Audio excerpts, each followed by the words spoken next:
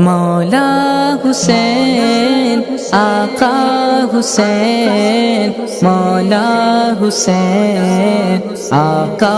حسین، شاہ است حسین۔ چلتے ہیں اس عظیم اس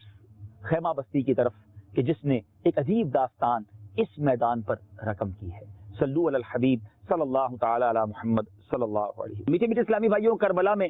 حضرت عباس علمبردار رضی اللہ تعالیٰ عنہ کا روضہ انور ہمارے سامنے ہے،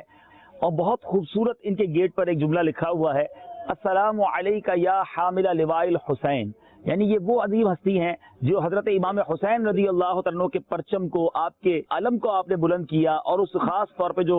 جنگ ہوئی تھی، جنگ کیا کہیں گے اسے، ایک طرف تو مہمان تھے اور دوسری طرف ظالم تھے، بہرحال پرچم جو تھا اس قافلے کا آپ کے ہاتھ میں تھا، اور آپ کو اسی لیے عباس علمبردار بھی کہا جاتا ہے۔ حضرت عباس کو امام حسین کے لواء یعنی پرچم کو اٹھانے والا بھی کہا جاتا ہے، تو کیوں نہ ان کے دربار کے باہر ہی وہ سلام کا شعر پڑھا جائے جو حضرت عباس کے بارے میں ہم اپنے وطن میں پڑھا کرتے تھے۔ عباس نام دار زخموں سے چور چور، عباس نام دار زخموں سے چور چور، پہ کرے فضا کو ہمارا سلام ہو،